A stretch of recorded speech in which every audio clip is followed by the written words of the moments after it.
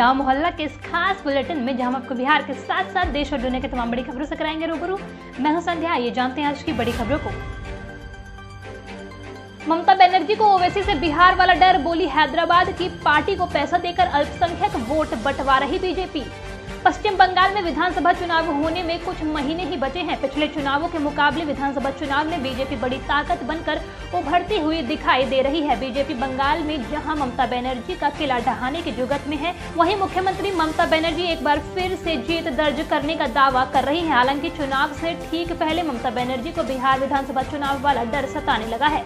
दरअसल ममता बनर्जी ने एमआईएम प्रमुख और हैदराबाद से सांसद असदुद्दीन ओवैसी को लेकर बीजेपी पर गंभीर आरोप लगाया है। मुख्यमंत्री का आरोप है कि बीजेपी एमआईएम को पैसा देकर अल्पसंख्यक वोट बंटवा रही है। बिहार के राजगीर में बना देश का दूसरा ग्लास ब्रिज चीन के तर्ज पर किया गया है तैयार।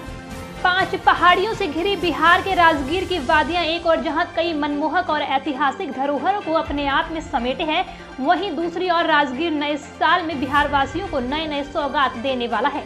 बिहार के राजगीर में देश का दूसरा और बिहार का पहला ग्लास ब्रिज बनकर तैयार हो चुका है।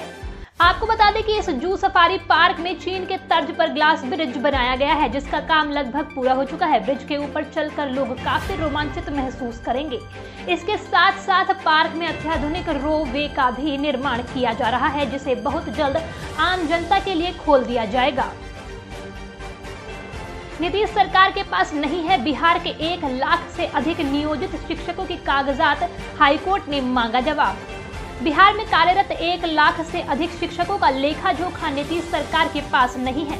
बिहार के शिक्षा विभाग ने खुद इस बात को माना है कि राज्य के 1,10,410 नियोजित शिक्षकों का फोल्डर गायब है। सबसे अहम बात यह है कि गायब हुए इन फोल्डर्स की खोजबीन 1-2 महीने से नहीं बल्कि पिछले 5 सालों से की जा रही है, लेकिन इसका सुराग अभी तक नहीं मिला है। पटना हाईकोर्ट की सख्ती के बाद एक बार फिर नियोजित शिक्षकों के गायब फोल्डर की खोज शुरू हो गई है और शिक्षा विभाग एक्शन में है। इस मामले को लेकर प्राथमिक शिक्षा निदेशक डॉक्टर रणजीत कुमार सिंह ने सभी डीपीओ और डीईओ को पत्र लिखा है। पत्र में नियोजित शिक्षकों से जुड़ी मेधा सूची और फोल्डर निगरानी विभाग को जल्द उपलब्ध कराने का आदेश दिया गया है। बिहार में पाकिस्तान और अफगानिस्तान के 5 लोग धरे गए। ड्राई फ्रूट्स बेचने के बहाने महीनों से बनाया था अड्डा। स्पेशल ब्रांच की सूचना पर बिहार के कटिहार शहर में पुलिस ने 5 लोगों को हिरासत में लिया है। यह सभी विदेशी नागरिक हैं जिनका संबंध पाकिस्तान और अफगानिस्तान से जुड़ा हुआ है। जानकारी के अनुसार ये 5 कई दिनों से कटिहार शहर के चौधरी मोहल्ला में किराए के मकान में रह रहे थे। इन सभी के पास से पाकिस्तान व अफगानिस्तान से जुड़े हुए दस्तावेज भी बरामद हुए हैं। जानकारी के अनुसार इन 5 नागरिकों में एक विदेशी नागरिक की ही निशानदेही पर अन्य 4 विदेशी नागरिकों को पुलिस ने हिरासत में लिया है। फिलहाल इस मामले में पुलिस अभी कुछ कहने से बच रही है। मामले में एसपी विकास कुमार ने बताया कि हिरासत में लिए गए 5 विदेशी नागरिकों से पूछताछ की जा रही है। मामला हाई प्रोफाइल का है। इस मामले में अभी कुछ भी हम नहीं बोल सकते हैं। ऊपर से जैसे ही दिशा निर्देश होगा उसके बाद ही इस बारे में किसी प्रकार की जानकारी दी जा सकती है। ओवरलोडिंग पर सख्ती। बिहार में 14 या इससे अधिक चक्कों वाले ट्रक से बालू गिट्टी ढोने पर रोक। बिहार में अब 14 चक्का या उससे अधिक के ट्रकों से बालू और गिट्टी की ढुलाई नहीं होगी। राज्य सरकार ने तत्काल प्रभाव से इस पर रोक लगा दी है। मंगलवार को मुख्यमंत्री नीतीश कुमार की अध्यक्षता में हुई बैठक में यह निर्णय लिया गया। कैबिनेट में हुई निर्णयों की जानकारी देते हुए परिवहन सचिव संजय कुमार अग्रवाल ने बताया कि भारी मालवाहक वाहनों द्वारा ओवरलोडिंग रोकने एवं उसके प्रभावी नियंत्रण के लिए 14 चक्के या इस 14 चक्कों से अधिक डंपर ट्रक सहित वाहनों को बालू एवं गिट्टी के परिवहन हेतु प्रतिबंधित किया गया है। वाहनों के निबंधन रजिस्टर के निर्धारण, लादन क्षमता के आधार पर भारी मालवाहक वाहनों के ढाला की ऊंचाई का निर्धारण भी किया गया है। सहरसा समेत बिहार के 5 प्रमंडल में बनेंगे किलकारी बाल भवन। अब निजी स्कूल के तर्ज पर सरकारी विद्यालयों में पढ़ने वालों को उसकी रुचि के मुताबिक प्रशिक्षण मिलेगा। पहले चरण में 4 प्रमंडल पटना, दरभंगा, भागलपुर व गया के बाद अब बचे प्रमंडल में भी किलकारी बाल भवन बनाया जाएगा। इसी योजना के तहत कोसी प्रमंडल के सहरसा जिला में बाल किलकारी भवन बनाने की योजना है, जिसके लिए जिला शिक्षा विभाग ने 4 विद्यालयों की जमीन को चिन्हित करते हुए प्रस्ताव भेजा, जिसकी पटना से आई टीम ने जांच शुरू कर दी है।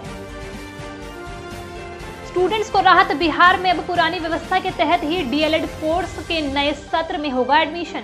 बिहार के सभी सरकारी और निजी शिक्षक प्रशिक्षण महाविद्यालयों में diploma in elementary education course में दाखिला पहले से चली आ रही व्यवस्था के तहत ही लिया जाएगा। हालांकि यह व्यवस्था मात्र मौजूदा सत्र अर्थात 2020-22 में नामांकन के लिए ही की गई है। मंगलवार को शिक्षा विभाग ने बिहार विद्यालय परीक्षा समिति के अनुरोध पर यह फैसला लिया है। इसकी अधिसूचना भी जारी कर दी गई है। साध्वी प्रज्ञा के बयान पर बिहार एनडीए में बवाल। जेपी नड्डा से बोले मांझी, अपनी सांसद को समझा दीजिए। अपने विवादित बोल के लिए चर्चा में रहती आई भारतीय जनता पार्टी की सांसद साध्वी प्रज्ञा ठाकुर ने एक बार फिर विवादित बयान दिया है। उनके बयान पर राष्ट्रीय जनतांत्रिक गठबंधन के अंदर ही बवाल मच गया है। बिहार में एनडीए के घटक हिंदुस्तानी आवाम मोर्चा के अध्यक्ष जीतन राम मांझी ने बीजेपी अध्यक्ष जेपी नड्डा से कहा है कि वे प्रज्ञा ठाकुर को समझा दें। प्रज्ञा ठाकुर उन्हें शूद्र और आतंकवादी का फर्क नहीं बताएं। विदित हो कि प्रज्ञा ठाकुर ने सोमवार को भोपाल के पास सीहोर में क्षत्रिय समाज के एक कार्यक्रम में कहा था कि क्षत्रिय को क्षत्रिय कहने पर वे बुरा नहीं मानते। इसी तरह ब्राह्मण तथा वैश्य को वैश्य कहने पर भी उन्हें बुरा नहीं लगता, पर शूद्र को शूद्र कहने पर वह बुरा मान जाते हैं। प्रज्ञा ठाकुर ने पूछा कि आखिर इसका क्या कारण है। उनमें नासमझी है, इसलिए वह समझ नहीं पाते हैं। इस बयान के लिए प्रज्ञा ठाकुर पूरे देश में आलोचना की शिकार हो रही हैं। विपक्ष इसे बीजेपी की मानसिकता बताकर हमलावर है। बिहार में एनडीए के सहयोगी जीतन राम मांझी भी इससे भड़के हुए हैं। ममता बनर्जी के आरोपों पर बोले बिहार बीजेपी अध्यक्ष ओवैसी के साथ होते तो सीमांचल में नहीं हारता एनडीए। बिहार में मंत्रिमंडल विस्तार को लेकर मुख्यमंत्री नीतीश कुमार के बाद अब बीजेपी की तरफ से भी बयान सामने आया है। नीतीश कुमार द्वारा ये कहे जाने के बाद कि भाजपा से कोई प्रस्ताव नहीं मिला है, पर पार्टी के प्रदेश अध्यक्ष संजय जायसवाल ने प्रतिक्रिया जाहिर की है। भाजपा प्रदेश अध्यक्ष ने कहा है कि बीजेपी अपने तरीके से काम करती है और मंत्रिमंडल विस्तार को लेकर जल्द ही कोई फैसला लिया जाएगा। संजय जायसवाल ने कहा कि पार्टी के इस फैसले से सभी को अवगत कराया जाएगा। पश्चिम बंगाल की सीएम ममता बनर्जी के आरोपों पर संजय जायसवाल ने एमआईएम नेता ओवैसी की भाजपा के साथ सांठगांठ होने को सिरे से खारिज करते हुए कहा है कि अगर भाजपा की ओवैसी के साथ सांठगांठ होती तो सीमांचल में एनडीए को 3 सीटों का नुकसान नहीं होता। भाजपा प्रदेश अध्यक्ष ने दावा किया कि पश्चिम बंगाल में भाजपा की सरकार बननी तय है। बीमार लालू प्रसाद यादव के लिए बिहार में अब दुआओं का दौर। आरजेडी नेता ने की किडनी देने की पेशकश।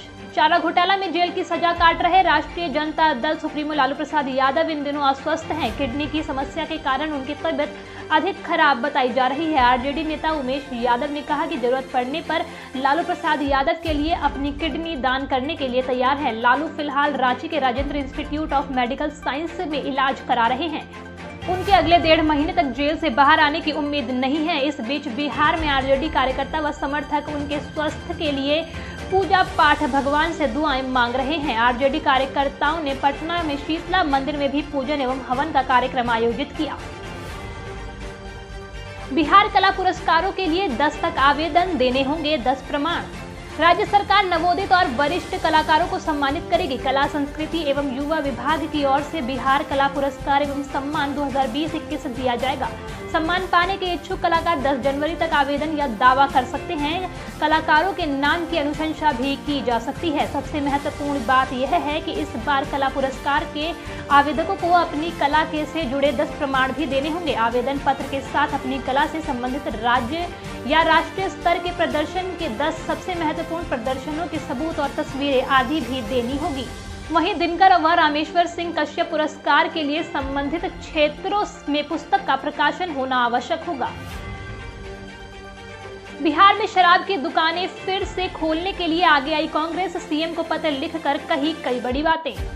बिहार में शराबबंदी लागू हुए अब 5 साल होने जा रहे हैं। शराबबंदी का फैसला अप्रैल 2016 में पूरे बिहार में लागू हुआ था। नीतीश सरकार के इस फैसले को लेकर खूब खेमेबंदी हुई। ढेर सारे लोग शराबबंदी के समर्थन में आए तो सरकार को खूब आलोचना भी झेलनी पड़ी। खुद सरकार में शामिल दलों के कई राजनेताओं ने गाहे बगाहे शराबबंदी कानून में बदलाव के लिए जरूरत जताई। अब कांग्रेस ने बिहार में शराबबंदी को खत्म करने की मांग उठाई है। पार्टी ने इसके पीछे बिहार सरकार को राजस्व के नुकसान का हवाला दिया है। कांग्रेस विधानमंडल दल के नेता अजित शर्मा ने मुख्यमंत्री नीतीश कुमार को पत्र लिखकर राज्य में शराबबंदी कानून समाप्त किए जाने की मांग की है। दूसरी पाली का भी आंसर शीट वायरल। परीक्षा से पहले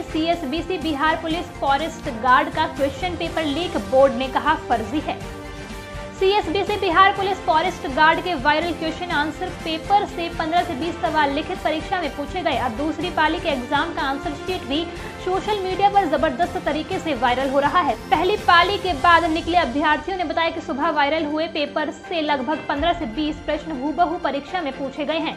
सुबह से ही क्वेश्चन पेपर सोशल मीडिया पर वायरल हो रहा था। परीक्षा से ठीक पहले अभ्यर्थियों को इसकी लिखित परीक्षा थी, जिसके पहले से पेपर आउट हो गया था। दूसरी पाली में भी यही हाल है। आंसर शीट वायरल होते ही इसे लगातार अलग अलग सोशल मीडिया पर शेयर किया जा रहा है। क्वेश्चन पेपर आंसर के साथ शेयर हो रहा है। हालांकि बोर्ड इसे दलालों की साजिश मान रही है, लेकिन इसे सोशल मीडिया पर जबरदस्त तरीके से फॉरवर्ड किया जा रहा है। फ्री में लगेगा कोरोना टीका, युवाओं को उद्यम व व्यवसाय लगाने के लिए 5 लाख तक अनुदान। युवाओं महिलाओं को अपना उद्यम तथा व्यवसाय शुरू करने के लिए बिहार सरकार ने बड़ी मदद का निर्णय लिया है। युवाओं को उद्यम व्यवसाय शुरू करने के लिए 5 लाख तक का अनुदान दिया जाएगा, जो उनकी कुल परियोजना लागत का 50% होगा। साथ ही 5 लाख तक के लोन भी दिए जाएंगे, जिस पर मात्र 1% ब्याज युवाओं को देना होगा। वहीं महिलाओं को यह लोन ब्याज मुफ्त मिलेगा। मुख्यमंत्री नीतीश कुमार की अध्यक्षता में मंगलवार को हुई राज्य कैबिनेट की बैठक में उक्त प्रस्ताव पर मंजूरी दी गई। बिहार में कोरोना का टीका फ्री में दिया जाएगा, इस पर भी नीतीश कैबिनेट ने मुहर लगा दी है। शीघ्र ही संबंधित विभाग द्वारा इसकी अधिसूचना जारी की जाएगी। 7 निश्चय पार्ट 2 में भी इसको शामिल किया गया है। जिला स्तर पर इन कार्यों की मॉनिटरिंग प्रभारी मंत्री की अध्यक्षता में जिला कार्यक्रम कार्यान्वयन समिति द्वारा किया जाएगा। पीएम मत्स्य संपदा योजना बस 20,000 MT उत्पादन बढ़ाते ही मछली उत्पादन में आत्मनिर्भर हो जाएगा बिहार। मछली उत्पादन में बिहार आत्मनिर्भर होने की दिशा में आगे बढ़ रहा है। प्रधानमंत्री मत्स्य संपदा योजना के बाद इसमें और भी तेजी आई है। करीब 1 दर्जन परियोजनाएं कुछ ही महीनों में पूरी होने को है। अगले वित्तीय वर्ष में राज्य की जरूरत पूरी करने को दूसरे राज्य से मछली का आयात शायद ही करना पड़े। अभी राज्य 4थे स्थान पर है। पशु एवं मत्स्य संसाधन विभाग के विशेष सचिव सह निदेशक फिशरीज धर्मेंद्र सिंह बताते हैं कि मत्स्य उत्पादन में आत्मनिर्भर होने के लिए राज्य में अनुकरणीय काम हो रहा है। भले ही अभी राज्य को बाहर से मछली का आयात करना पड़ रहा है, लेकिन जल्द ही आत्मनिर्भर हो जाएगा। इस साल राज्य में 6,42,000 मैट्रिक टन मछली का उत्पादन हुआ है। 20,000 MT मछली बाहर से आ रही है। ब्रांडिंग के साथ उत्पादन बढ़ने वाली योजनाओं के पूरा होते ही राज्य सरप्लस हो जाएगा। गांव मोहल्ला के इस खास बुलेटिन में आज का इतना ही। अगर आपको हमारा शो पसंद आया तो हमें कमेंट सेक्शन में बताएं और वीडियो को लाइक, शेयर और चैनल को सब्सक्राइब करें।